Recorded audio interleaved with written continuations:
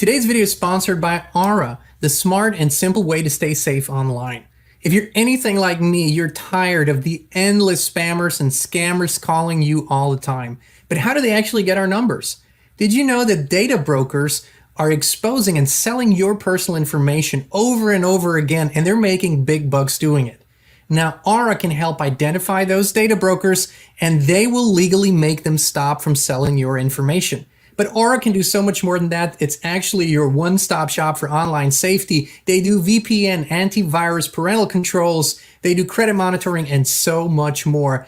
And they do it all at an affordable price with the peace of mind of knowing that you'll get up to $1 million in identity theft insurance for every adult and for up to 5 adults on a family plan. Aura is a US-based company with a 100% US-based customer support staff. Let Aura be your online protection shield while you focus on what matters most to you. Stop data brokers from exposing and selling your personal information. Go to our sponsor, aura.com/inspired. Start your 14-day trial today and see if your personal information has been compromised.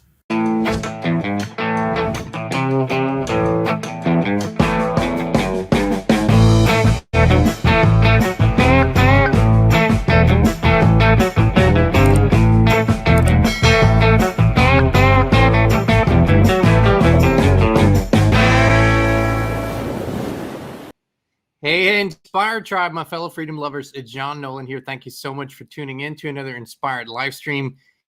It is Monday, February 26, 2024. We're healthy, we're wealthy, we're whole, we're free, we're winning. And there's also quite some madness going on in this world. Don't get me wrong. We've been having some internet problems here, so I apologize if there are some technical difficulties. Hope we get through this beautifully. I want to start off today by welcoming everybody on Rumble, on X, on YouTube, of course. Thank you for tuning in. Thank you for your live chats and comments. Let's start with some good news today, okay? I think we should start with some good news. Somebody has gone home. Let's look at this here. Some of you might know him. Lord Rothchild, Jacob Rothchild, has apparently left this realm, went home to his demonic probably overlords and masters. Well, nobody shed a tear around here, so I think we should. When I think of him, I think of David Rockefeller, I think of Henry Kissinger, and I think of all the madness, really, what we're going to talk about today, that they have helped bring to this world. So, pardon me if I don't shed a tear. Bye bye, Jacob. I have these conversations quite often, and not just with my family and friends, other truth seekers, truth speakers, behind the scenes, people that are very, very visible, well known. You'd know the names if I mentioned them.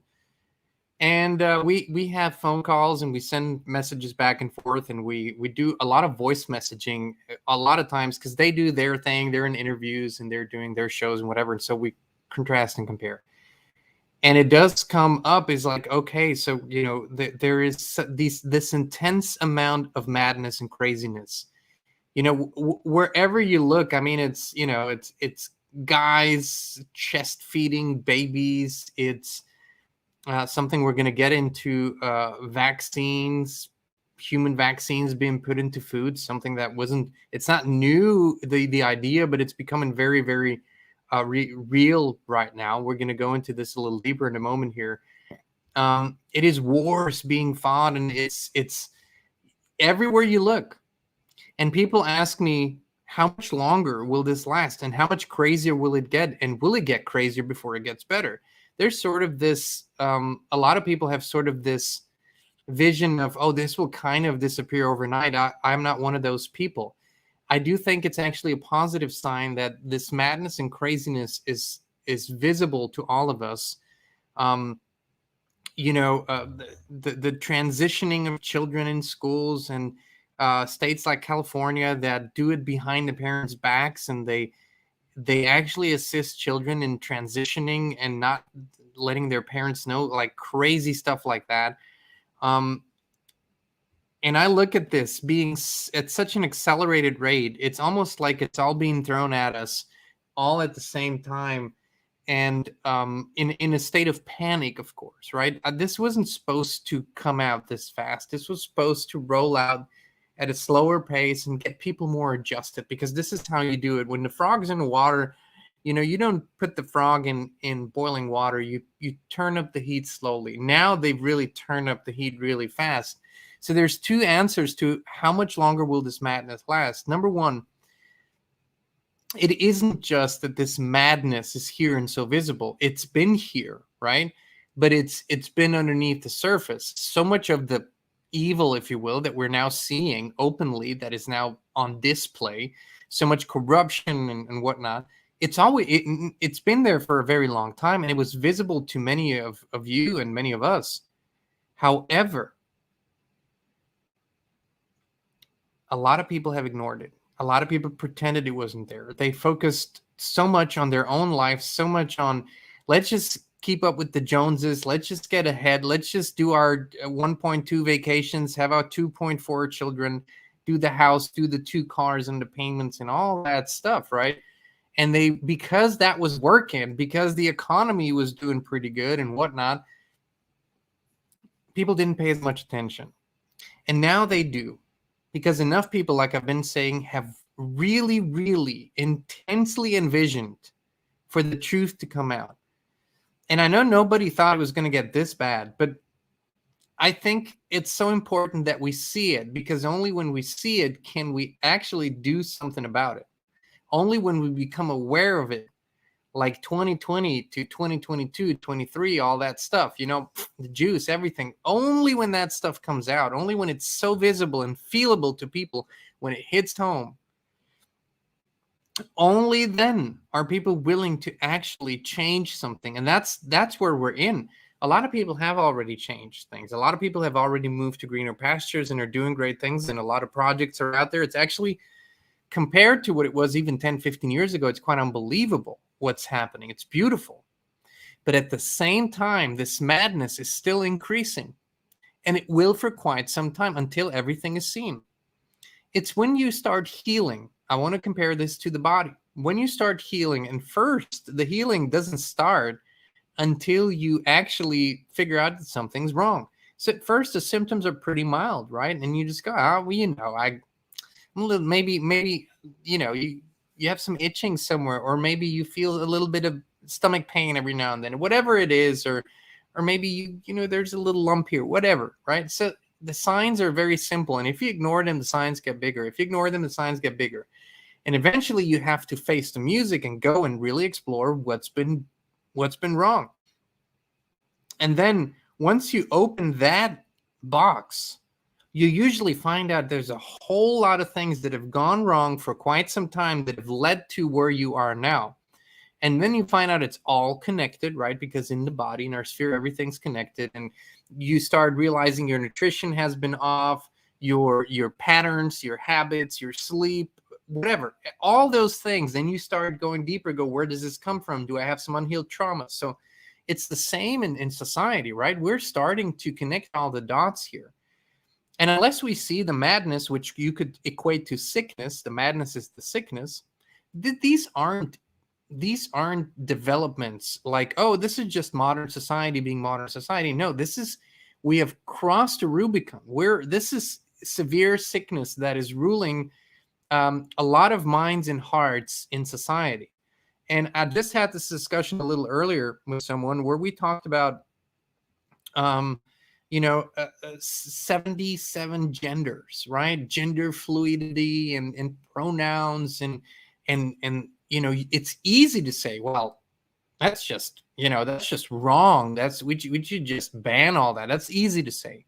And it's easy to be mad about the pervasiveness and how it goes into the school system and how it's installed everywhere, and how people are being brainwashed with actually thinking that there's such a thing as 77 genders, right? But that's when you stop there, you won't get to the actual root cause. And the root cause is a spiritual void, and caused by many factors, but not least by multi-generational trauma. It's a sickness of the spirit and a sickness of the psyche. which then manifests as a sickness in the body. It's these things are not a normal expression of a human being, or even within the scope of what is considered historically natural. Yes, there were always two spirits, by the way, two spirits in many tribes that were recognized as people who have both the feminine and the masculine spirit very much developed, and they acted that way, they looked that way, they wanted to look that way, and they had a specific and a acknowledged and an important role. And that was that, right? So that's not what we're talking about here. We're talking about extremes in all sections of society. And for people who sort of grew up with a common sense approach and lived their lives, this is becoming so sickening. It's almost unbearable to watch. And this is why I wanted to bring it up, because there are ways that we can live through this and help with this a lot better than if we were simply observing and reacting, right? Because it gets sickening, it gets maddening. If you see a drag show where a grown-ass man dressed up as a woman is sticking their naked butt in a kindergartner's face, if you see that, I mean, you get all kinds of mad. I do, at least. I get all kinds of mad, and I want to take those parents. I want to take those teachers. I want to take those dudes. I just want to, and what the is wrong with you? What's the matter with you? But if we go a step deeper and realize there is severe sickness, then perhaps we can look at it from a clearer perspective. Number one, if we don't have, and this is what I've been saying, if we don't have a clearer, deeper spiritual connection, we don't stand a chance of living through this without losing our minds. We don't. We have that God connection. You rebalance yourself. You find true north again. And then you realize, well, the better I become, the healthier I become, the more wholesome I become, and the more of my own shit that I clean up every day, day by day, right? It's the baby steps. The more I can bring this to the world at large, and the more I can help. Because what we need is not fighters who go out and fight this madness. That's not how we're going to fix this.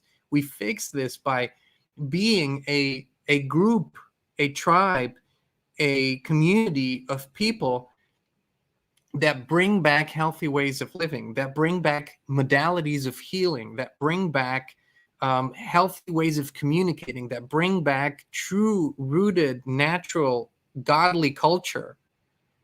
See, you can't legislate your way out of this. You can't ban your way out of this. There's too much madness, and you can't ban the madness, right? Laws don't fix things. Laws have never fixed things. We have to return to these more reasonable ways of thinking. And just to show you, I want to share a clip with you that I saw today, and it was of the Tennessee legislature, my home state of Tennessee. And it was an introduction of a bill that you go and scratch your head and you go, wait, what are they actually talking about? What? Well, let's watch this together. 1894. Chairman Sapicki, you have a motion, a second. You're recognized. Thank you, members. House Bill 1894 classifies any food that contains a vaccine or vaccine material as a drug under the Tennessee Food, Drug, and Cosmetic Act, defines vaccine or vaccine material as a substance intended for use in humans to stimulate the production of antibodies and provide immunity against disease, prepared from the causative agent of a disease, its products, or a synthetic substitute, treated to act as an antigen without inducing the disease, that is authorized or approved by the United States Food and Drug Administration. Mr. Chairman, I'll answer questions. All right.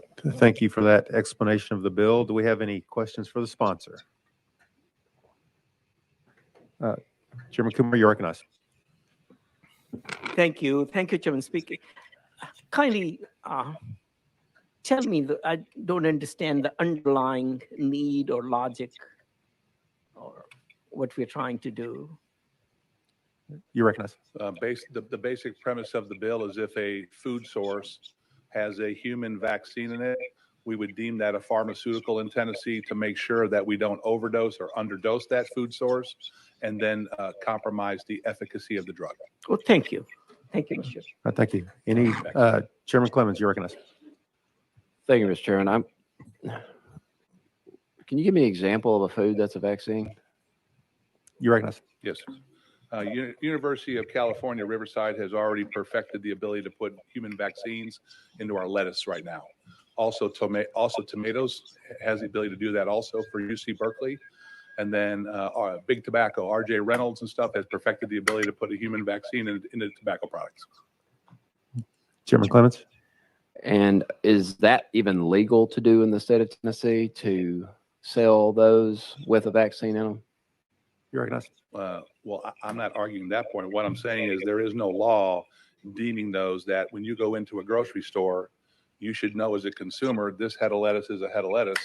The head of lettuce right next to it could contain a vaccine in it. So I want to stop right here because they're going to go back and forth in this clip.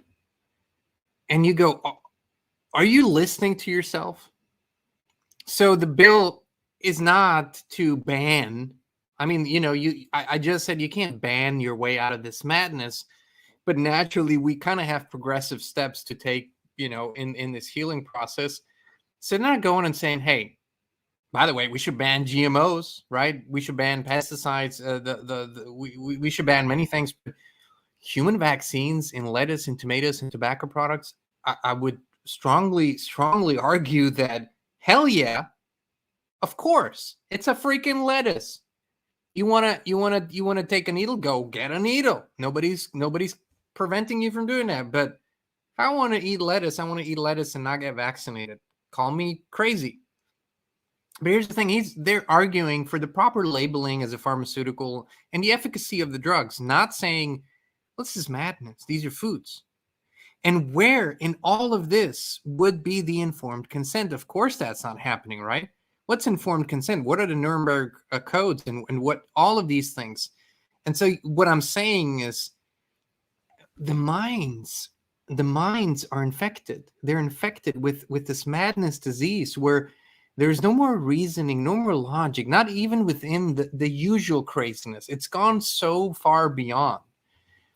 And because it's gone so far beyond, the solutions can't be symmetrical.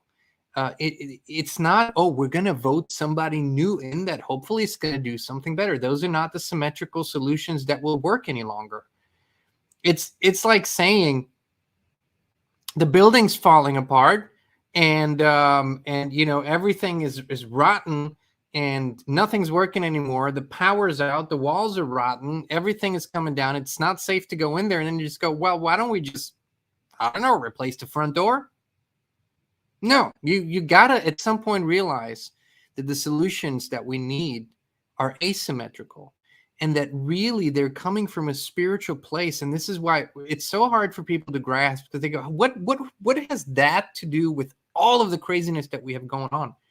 Because our world is void of God. I'm not talking about the Christian God. I'm not talking about the Judean God. I'm not talking about the Muslim God. I'm talking about God. God is the prime creator being. No matter what lens you look through, does not matter. God is the prime creator being that existed before any religion existed, and that created all that is. And if you remove all the basic principles of divinity, of sacredness, of holiness, and subsequently respect, ethics, morals, if you remove that, you get complete and utter madness. You get what we have today, and it will get worse until the spirit returns in the midst of society. Spirit must return in the midst of society, not removed from society. This is where a lot of people go, well, I just want to go away, right? That's your instinct. Sure, the instinct is let's just go away. Let's just be somewhere far away and let them kill each other. The problem is they won't just kill each other. They'll drag down everybody with them because they're sitting in some powerful positions. They have some powerful buttons and a lot of stupid stuff they can use. So and it always comes back to us. We as a community, we as individuals, and then as a community, we have to step up. We have to step up. We have to make some very, very significant choices.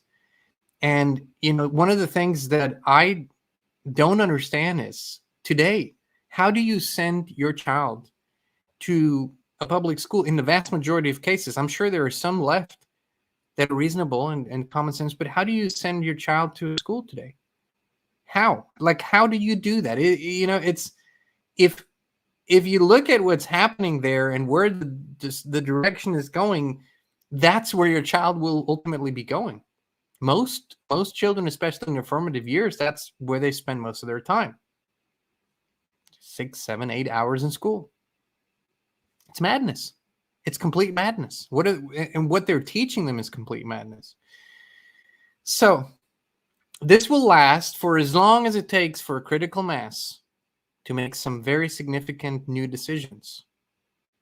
That's how long it will last. And when the critical mass has made those decisions, it will start slowly but surely getting better. It won't happen overnight. But we need to bring God back. We need to bring the Creator back. We need to bring the principle of divinity back, that what was created and how we were created was sacred. And for those who, like me, view this as a at least partially simulated experience, or at least a very influenced or manipulated experience, I do strongly actually believe that there is a grid that is keeping us in a certain realm of frequencies and keeping us from prime Earth, if you will, the real Earth, and keeps us from seeing and experiencing it. But I don't see another way out of this than actually raising our consciousness to a level where we break through this grid and ultimately bring it down. It's like, you know, we can sort of kind of understand this better today than maybe 50 years ago because the technology is visible to us now. And in other ways, you know, we can project holographic fields that make things look very real. We can do augmented reality and virtual reality that make things look completely real. And you don't ever know that it's not real, that it's just a hologram, right? So we have these abilities. And that's why it's perhaps easier for us to understand this now. But still, no matter how you look at it, there's no other way out of this, in my perception, than for us to raise our consciousness where we meet up with that sacredness, with that divinity again, right? And ultimately, when you go out into the world and when you have these interactions and maybe even altercation, I mean, whatever happens, if you forget that, you won't be able to have a positive impact, right?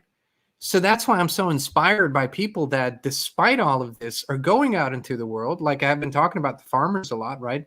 Farmers protests, and they're inspiring hundreds of thousands and millions of people to pay attention and go, hold on, something is going fundamentally wrong here. We might not have the greatest, or a lot of them might not have the real solutions yet, but they know something's going wrong. And they're saying, hold on, we're not buying what you're selling. We're not on with what you're presenting us. And we don't actually recognize you anymore as our representatives, because you are really just authoritarians. You're just deciding things that we don't want. And so there are these courageous movements. And to these movements and to these people that are out there that are talking about the unjust laws and the unjust lawfare against them, I say, look deeper. Do what you do, but look deeper. There's a much bigger picture, and they are. This, my friends, this is a contagion, a positive contagion, but we have to do two things at the same time. We have to unpack what's been happening to us, really, and what we have allowed to let happen. We've allowed it.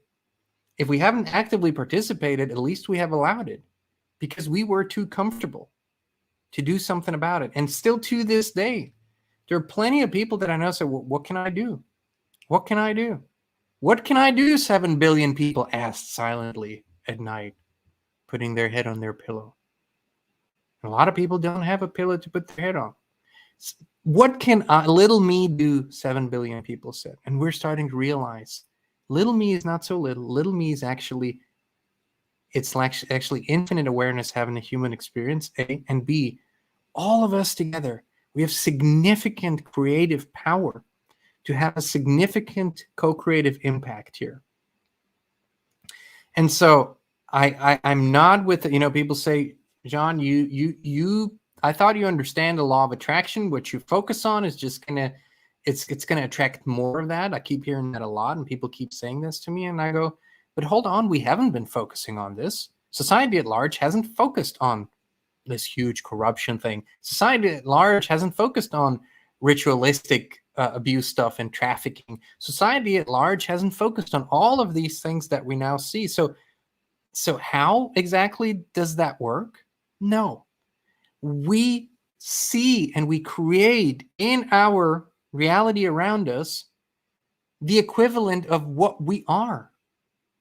We create what we are. So if you have a positive, a shining spirit, then you will see more of that around you. Eventually that will manifest. Yes, of course it will. But if you want truth in your life, you need to be willing to look at truth. You need to be willing to see it for what it is.